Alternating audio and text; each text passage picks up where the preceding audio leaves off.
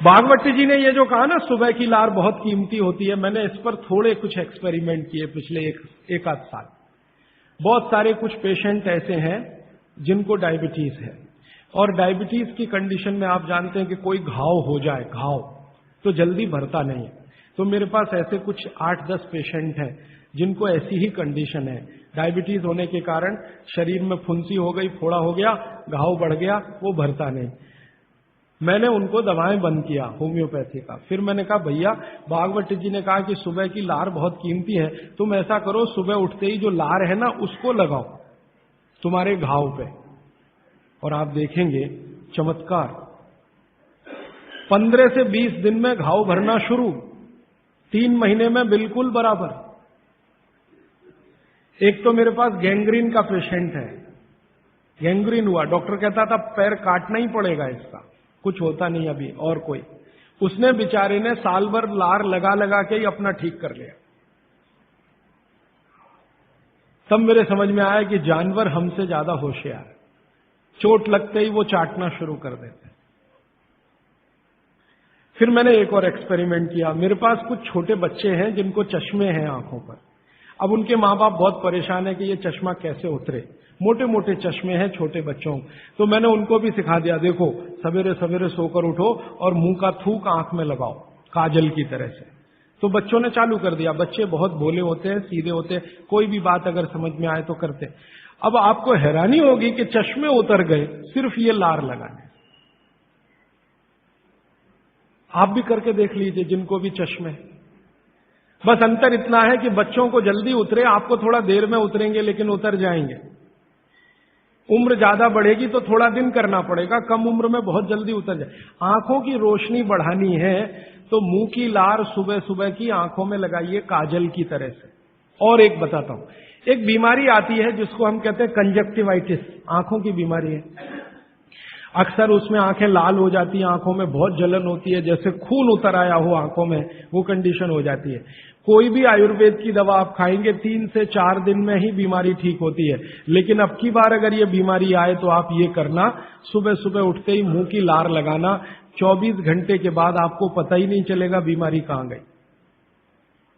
24 घंटे में ही ठीक होता है कंजक्टिवाइटिस। अगर बच्चों में बचपन से आंखों के ऐसे कोई रोग हैं, जैसे मेरे पास एक छोटा बच्चा है 8 साल का है, उसका मैं ट्रीटमेंट कर रहा हूं, उसकी आंखें टेढ़ी हैं, वो देखता कहीं है और दिखता कहीं है, उसको ऐसा है। अब उसके माता पिता गरीब हैं और वो ऑपरेशन का खर्चा नहीं उठा सकते। उस बच्चे पर मैं यही एक्सपेरिमेंट कर रहा हूं। लगभग मुझे 4-4.5 महीना हो गया है, और उसका टेढ़ापन, जिसको हम लोग हिंदी में कहते हैं भेंगापन, उसका भेंगापन लगातार कम हो रहा है और आंखों की पुतलियां बिल्कुल बीच में सेट हो रही। तब मुझे थोड़ी जिज्ञासा हुई और मैंने एक बहुत बड़े वैज्ञानिक को पूछा दिल्ली में कि ये लार में क्या है, एक्चुअली इसका एक्टिव इंग्रेडिएंट क्या है। तो उन्होंने कहा भैया जितने एक्टिव इंग्रेडिएंट मिट्टी में है वो सब लार में है। तो मैंने आपको बताया मिट्टी में 18 एक्टिव इंग्रेडिएंट्स हैं, लार में वो सब के सब हैं। इसलिए लार शरीर के लिए बहुत ही कीमती है, बेशकीमती है, इसको कभी नष्ट नहीं करना। इसकी मदद से आप बहुत सारे रोग ठीक करते हैं। और 2-4 बातें बता दूं क्या क्या रोग और ठीक कर सकते हैं। आपके शरीर में कोई दाग हो गया, धब्बा हो गया, जैसे जल गए, जलने का दाग होता है ना, उस पर नियमित रूप से सवेरे की लार की थोड़ी थोड़ी मालिश करते रहिए। 6-8 महीने में धब्बा बिल्कुल साफ हो जाए, जले हुए का धब्बा। शरीर में और कोई ऐसा अंग में सफेद दाग दिख रहा है, या काला दाग हो गया, या फलाना हो गया, या ढिमाका हो गया, एक्जिमा हो गया, मान लो खराब बीमारी की बात करूं, एक्जिमा हो गया, एक्जिमा पे रोज सुबह की लार लगाइए, मालिश करते रहिए, 6-8 महीने के बाद देखिएगा साफ। और एक्जिमा से भी ज्यादा खराब बीमारी है सोराइसिस, वो भी ठीक होती है इसी लार से। बस इतना है कि साल भर करना पड़े। मुफ्त का इलाज है, फोकट का इलाज।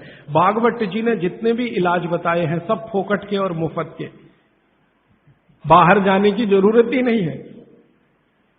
तो आप स्किन डिसीज में इसका एक्सपेरिमेंट करिए, आंखों की बीमारियों में इसका एक्सपेरिमेंट करिए, घाव हो जाए कहीं शरीर में उस पर एक्सपेरिमेंट करिए, फोड़े फिंसियों पर इसका एक्सपेरिमेंट करिए। मैंने ये चारों एक्सपेरिमेंट किए, बहुत अच्छे रिजल्ट हैं, आप भी करिए, रिजल्ट आपको भी मिलेंगे।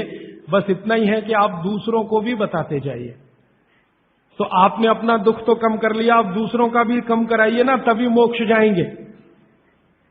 तो मैंने आज आपको 4 सूत्र बताए, उनको फिर से रिपीट करता हूं। सूत्र बताना, ये 4 रिपीट करके खत्म। फिर प्रश्न।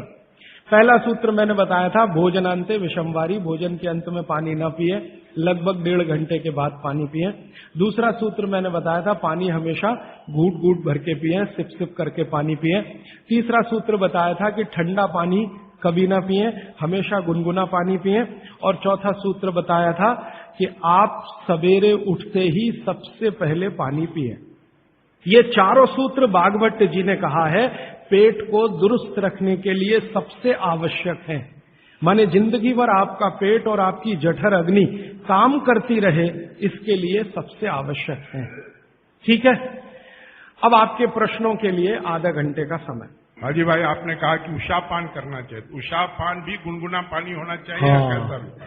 देखिए उषापान।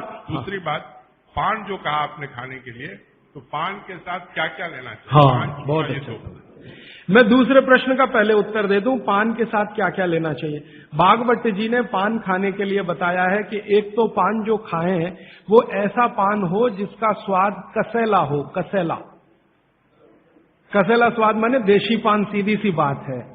विलायती पान मत खाइए, देशी पान खाइए। तो स्वाद जितना कसैला होगा, पान उतना अच्छा होगा।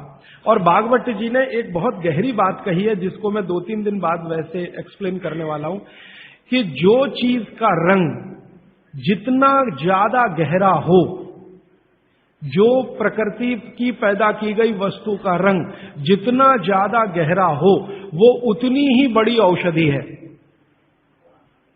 जैसे देशी पान ज्यादा गहरा हरे रंग का होता है और विलायती पान हल्के हरे रंग का होता है। तो भागवती जी कहते हैं हल्के रंग की चीजें मत खाइए, गहरे रंग की चीजें खाइए। तो गहरे रंग वाला पान खाइए, गहरे रंग की जो भी चीजें हैं भरपेट खाइए। जैसे बैंगन है गहरे रंग का, जामुन है गहरे रंग का, टमाटर है गहरे रंग का। ये सब एंटी कैंसरस है, एंटी डायबिटिक है, एंटी कैंसरस है, एंटी अस्थमेटिक है। इनकी क्वालिटीज आज की विज्ञान ने भी प्रूव किया है। आज का विज्ञान ये कहता है कि जो भी रंग है किसी भी वस्तु में, वो भगवान का दिया हुआ कोई ना कोई ऐसा रस और एंजाइम है जो आपको गंभीर बीमारियों से बचाता है।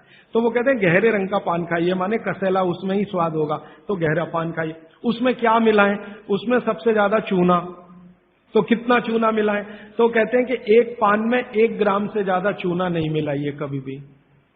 1 ग्राम आप समझते हैं इतना होता है। चने का दाना होता है ना, आधा तोड़ो और उसका आधा कर लो, इतना 1 ग्राम होता है।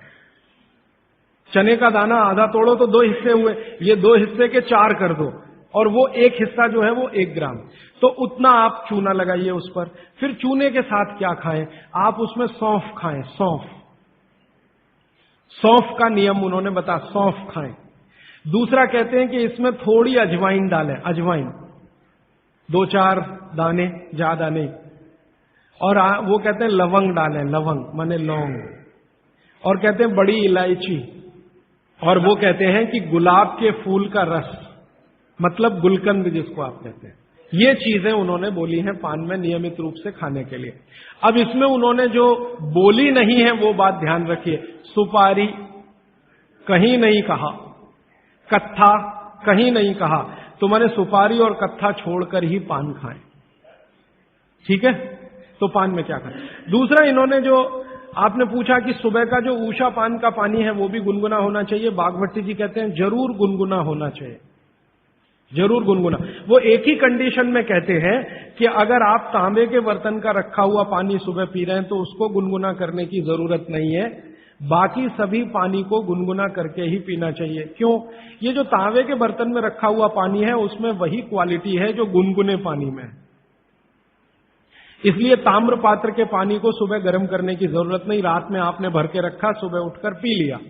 बाकी कोई भी पानी स्टील के बर्तन वाला है तो गुनगुना करिए, आप मिट्टी के घड़े का पानी है तो गुनगुना करिए। और आपके पास क्या होता है पानी भरने के लिए? और तीसरा कोई, एल्यूमिनियम में तो पानी कभी मत रखिए, प्लास्टिक में पानी कभी मत रखिए।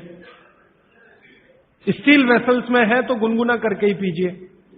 स्टील वेसल माने स्टेनलेस स्टील के वेसल में पानी है तो गुनगुना ही पीजिए, मिट्टी के बर्तन का पानी है तो गुनगुना ही पीजिए।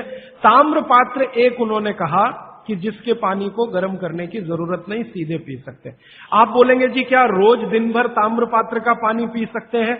तो जरूर पी सकते हैं, 3 महीने, इसके आगे नहीं। ये आप जरा सोचिए ध्यान से। वो ये कहते हैं 3 महीने आप पी सकते हैं लगातार ताम्र पात्र का पानी, फिर बीच में 15-20 दिन का ब्रेक दे दीजिए, फिर 3 महीने पी सकते हैं, फिर 15-20 दिन का ब्रेक दे दीजिए, फिर 3 महीने पी सकते हैं। ये ब्रेक दे देकर पी सकते हैं। लगातार पिएंगे तो तांबे की अधिकता से होने वाली जो बीमारियां हैं वो हो जाएंगी। हाँ, सुबह तो लगातार पी सकते हैं, सुबह की तो कोई बात नहीं, ये पूरे दिन की बात हो रही है। कोई लोग ऐसे हैं कि पूरे दिन ही तांबे के बर्तन का पानी पीते हैं, तो भागवत जी ये कहते हैं कि 3 महीने लगातार पीजिए पूरे दिन, फिर उसके बाद 15-20 दिन ब्रेक दे दीजिए, 15-20 दिन को दूसरा पानी पी, फिर आप वापस 3 महीने कर सकते हैं, फिर ब्रेक दे दीजिए, फिर तो 24 घंटे वाले जो लोग हैं ताम्र पात्र का पानी पीने वाले, उनके लिए ये नियम है। सुबह का तो ताम्र पात्र का ही सबसे अच्छा है जी। भोजन के बाद जो रस और मठा पीने के बताए थे आप, तो क्या है ये आमदनी को शांति करेगी? हाँ, बहुत अच्छा सवाल है, बहुत अच्छा सवाल। देखिए, इस सवाल को मैं और थोड़ा विकसित करूं, मैं इंतजार कर रहा था कोई पूछे तो मैं बताऊं। ये सवाल कुछ इस तरह का है कि मट्ठा है ना, उसमें पानी ही है, आप जानते हैं, शायद उसमें 90% तक पानी है, दही तो सिर्फ 10% होता है, और जूस पी रहे हैं उसमें भी पानी ही है, और दूध पी रहे हैं उसमें भी पानी है।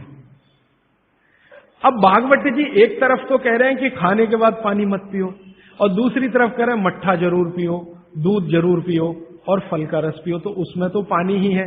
तो क्या वो पानी जठर अग्नि को शांत नहीं करेगा? प्रश्न ये है। ये पूरा नहीं पूछ पाए, मैंने पूरा कर दिया। तो क्या वो पानी जठर अग्नि को शांत नहीं करेगा? इसका बहुत ही सुंदर एक्सप्लेनेशन भागवत जी करते हैं।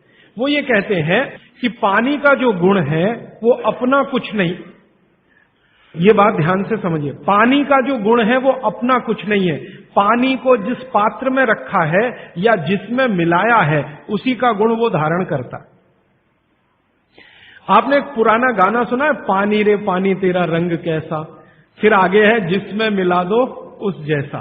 तो पानी का रंग, गुण और धर्म तीनों ही वही होते हैं वो जहां मिल गया। तो आपने पानी को मिलाया दही में, तो अब वो पानी का गुण नहीं है, अब वो दही का गुण धारण करेगा।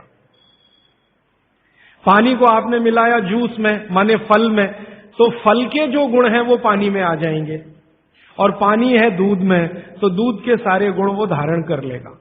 तो पानी अगर सीधा पी रहे हैं इंडिपेंडेंट, तब उसके अपने गुण धर्म होते हैं, लेकिन मिलाया हुआ पानी जब भी किसी वस्तु के साथ आप पिएंगे तो उस वस्तु का गुण पानी में आएगा। इसलिए मट्ठा पीने को खुली छूट है, पेट भर के पीजिए। दूध पीने को खुली छूट है, पेट भर के पीजिए।